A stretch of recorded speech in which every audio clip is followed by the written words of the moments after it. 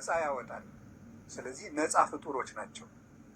ነፃነትም ከእውነት ነው፣ እውነትም ነፃነት ነው። እውነትን የያዙ ሰዎች ነፃ ናቸው። ነፃ አእምሮ ያላቸው ሰዎች ደግሞ ከህሊና ዕዳ ሸክም የተለዩ ናቸው። እነሱ በትክክል ራሳቸውንም ዓለምንም መምራት መኖር ይችላሉ። እና ክርስቲያንነት ማለት በትክክል መኖር ነው። ክርስቲያንነት በትክክል መኖር ከሆነ ስለ እያንዳንዱ ነገር እንዴት እንደምናደርገው ማወቅ አለብን። ክርስቲያኖች አንድ ነገር እጃቸው ሲገባ ምን ሊያደርጉት እንደሚገባ የሚያውቁ ናቸው። ለምሳሌ ሕፃናት አንድ ነገር እጃቸው ላይ ቢገባ ምን እንደሚያደርጉት አያውቁም። በብዙ ልፋት የተገኘ ተቆፍሮ የተገኘ ወርቅ ወይም ዕንቁ ወስዳችሁ እጃቸው ላይ ብታስቀምጡ ወይ ይጫወቱበታል፣ ወይ ይወረውሩታል፣ ወይም ደግሞ ጭቃ ውስጥ ሊጥሉት ይችላሉ። ስለዚህ እንደዚያ እንዳይሆን የበሰለ ሰው ምልክቱ እጁ ላይ ያለውን ነገር ምን እንደሚያደርገው ማወቅ ነው። የተናቀውን አያከብርም፣ የከበረውንም አይንቅም ማለት ነው። መልካሙን ክፉ አይልም፣ ክፉውን መልካም አይልም። ነቢዩ ኢሳይያስ እንደነገረን አሌ ሎሙ ለለ ይብልዎ ለእኩይ ሰናየ ወለሰናይኒ እኩየ፣ መልካሙን ክፉ ክፉውን መልካም ለሚሉ ሰዎች ወዮላቸው ይላል። መልካሙን ክፉ ክፉውን መልካም ለሚሉ ወይም የተዋረደውን የሚያከብሩ የተከበረውን የሚያዋርዱ። ያው ሰው ሕሊናው ሲንሸዋረር አጥርቶ ማየት ሳይቻለው ሲቀር የከበረው ነገር ዝቅ ብሎ ይታየዋል፣ ዝቅ ያለው ነገር ደግሞ ትልቅ ሆኖ ይታየዋል። ስለዚህ የታነቀውን እያደነቀ ድንቅ የሆነውን ደግሞ እየናቀ ከሱም እየራቀ ይቀጥላል። እና ክርስቲያኖች ለሁሉም ነገር ቁመናም እውነትም ምልከታም ሊኖረን ይገባል። አንዱ ልናውቀው ስትኖሩ ሰውነት ለእኔ ምንድን ነው ማለት አለብን። ዓለም ለእኔ ምንድን ናት? ለምሳሌ ለሌሎች ሰዎች ዓለም መጨረሻቸው ናት። ዓለም መጨረሻዬ ነው ብሎ ያሰበ ሰው ሁሉንም ነገር በዚህ ዓለም ኑሬ ልፍጀው የሰማዩን ማናየ ይላል። ዓለም ለእኛ መሻገሪያችን ናት ብሎ ያሰበ ሰው ደግሞ ዓለምን ተጠቅሞባት ይሄዳል። ገንዘብ ለእኔ ምንድን ነው ማለት አለብን። ሰው ለእኔ ምንድን ነው? መቼስ ሰው እንስሳ ነው ብሎ ያሰበ ሰው ለሰው ክብር ይኖረዋል ብለን ማሰብ አንችልም። እንደዚህ ያለ ሰው ደግሞ ሰው እንስሳ ነው ብሎ መነሻ ያደረገ ሰው የሰው መወለድም አይደንቀውም፣ መሞትም አይደንቀውም። ሞተ ሲባልም እንደ ቀላል ነገር ዕቃ እንደተሰበረ ያልፈዋል ማለት ነው። እና ነገሮችን የምንወድቅባቸውም የምንሻገርባቸውም ምክንያት ለነገሮቹ ካለን አተያይ የሚመነጭ ነው። እና ትምህርት የሚያስፈልገው ኦርቶዶክሳዊ እይታ እንዲኖረን ነው፣ የጠራ አይን እንዲኖረን ነው። ዛሬ በዚህ ርዕስ በዚህ ቦታ እንድንማማር የፈለግኩት ጊዜ ለኦርቶዶክሳውያን ምንድን ነው የሚለውን ነው። ለኦርቶዶክሳውያን ለእኛ ለክርስቲያኖች ጊዜ ምንድን ነው ነው ጊዜ እንዴት ነው? እግዚአብሔር በምድር ላይ ከሰጠን በጣም ትልቁ ስጦታ ጊዜ ነው። እግዚአብሔር ማንም ሊሰጠን የማይችለው እግዚአብሔር የሰጠን እድል ጊዜ ነው። እንዲሁ ይገርማችኋል፣ ግን ሰው ይሄንን ትኩረት ሰጥቶት አያውቅም። ሀብት የማይመስሉ ብዙ ነገሮች አሉ የማናስተውላቸው። ለምሳሌ እንዲሁ የገጠሩ ሰውም ይተርታል። ጤና ሀብት አይመስልም ይላል፣ ውሃ ገንዘብ አይመስልም ይላል። የጤና ሀብትነት ለሰው አይረዳውም። ብዙ ጊዜ የውሃ ሀብትነት አይረዳውም። የአየር የኦክስጅን ሀብትነት አንረዳውም። ኦክስጅንን ሰዎች የሚያዙበት ቢሆን ኑሮ ለስንት ቀን መቆየት እንደምትችሉ አስባችኋል? ኦክስጅን በሆኑ ሰዎች እጅ ቢሆን ኖሮ ሁላችን ገለውን አናድርም ብላችሁ ነው? እነዚያ ሰዎች እነገሌ ናቸው እንዳትሉ ወስዳችሁ አታነካኩኝ ነው ያልኩኝ። በሰዎች እጅ ቢሆን ኖሮ ነው ያልኩት። በሰው እጅ ቢሆን ኖሮ አየር ስንት ቀን ነው የምንሰነብተው? ዛሬን ራሱ ማደር እንችላለን? አንችልም። የውጩን ይቅርና በዚህ ያለውን በህዋ ላይ የተለቀቀውን ኦክሲጅን ይቅርና ያንተን አየር እንዳታስወጣ ብንባልስ? አይቻልም ብንባል እናድራለን?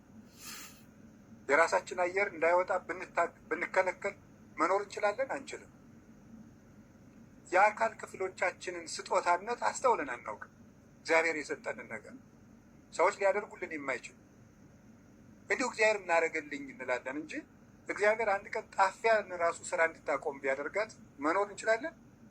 እንችላለን? በሰውነታችን ያለውን የጨው መጠን ማን ሊያጣራው ይችላል? ስለዚህ እንሞታለን ማለት ነው። ፊኛ ስራ ብታቆም መኖር ይቻላል? ይቻላል? እስኪ ንገሩ። ሌላ የባሰ ነገር ሰው የሚጸዳዳበት የአካል ክፍል ቢዘጋ መኖር ትችላላችሁ? ይቻላል? አይቻልም።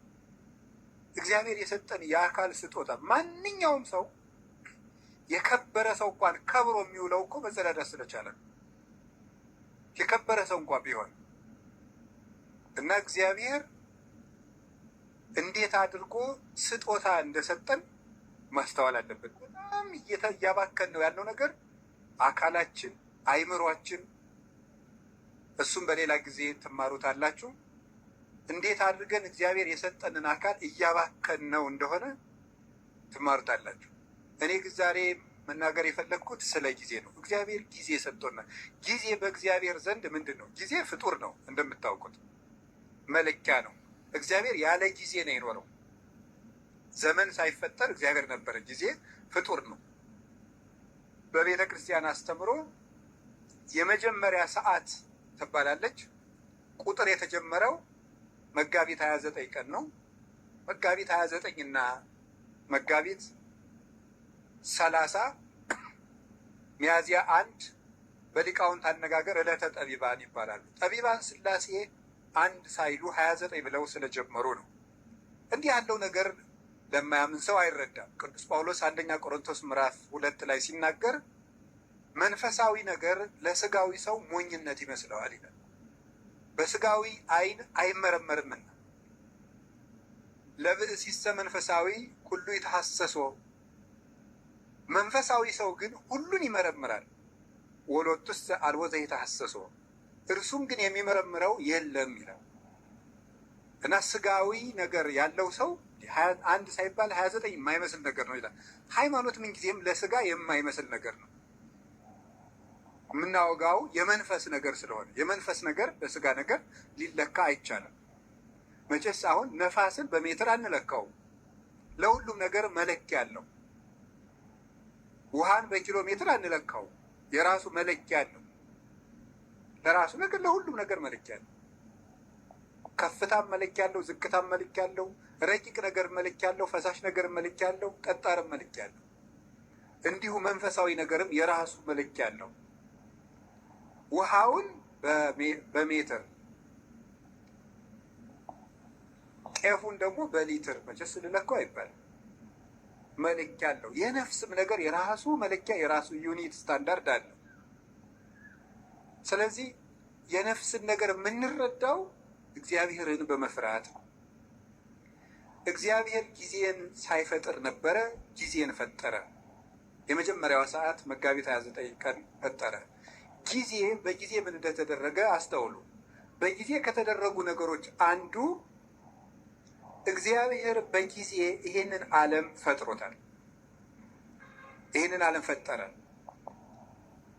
7 ዕለታትን ፈጠረና አቆመ።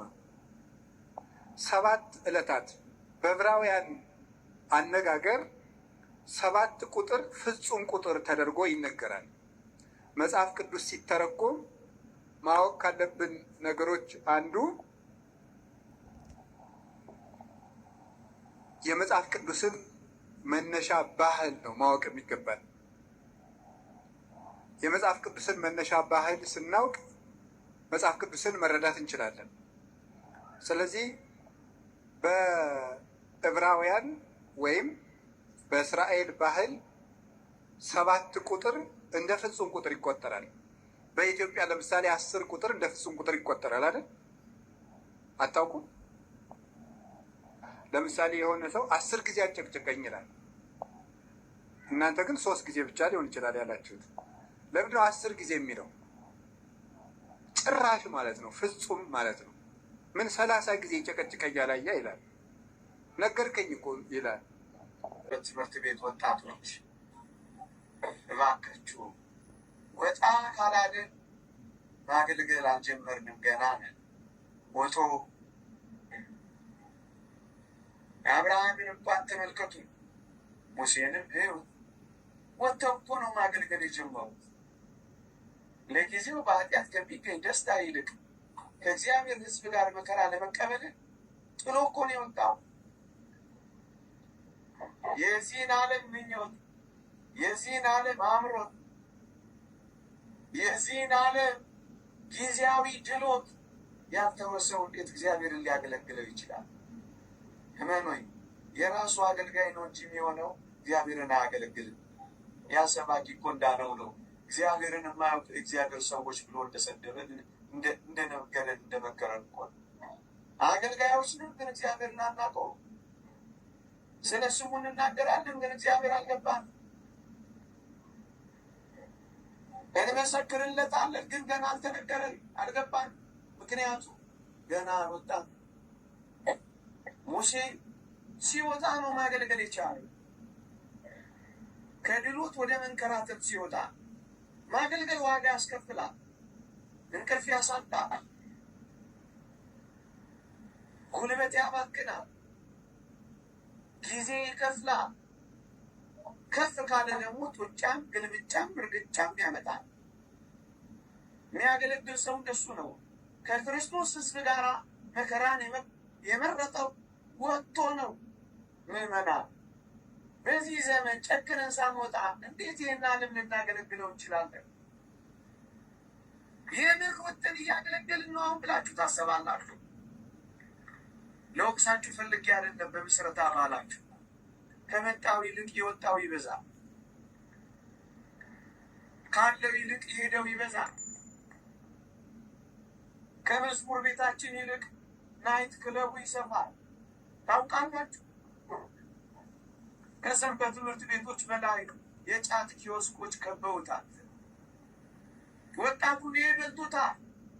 ከኛ ጉባኤ ይልቅ የእንግሊዝ ፕሪሚየር ሊግ ኳስ ደምቀዋል። ተበልተናል ወገኖቼ። አሁን ደግሞ ቁማርን ተጨምሮበታል። ብር ባለው እንዴት አድርገን ነው ይህን ወጣት ልንይዘው የምንችለው? ያሳስባችኋል? ያን ወጣት ሰው ቤት ማቆየት ይችላል?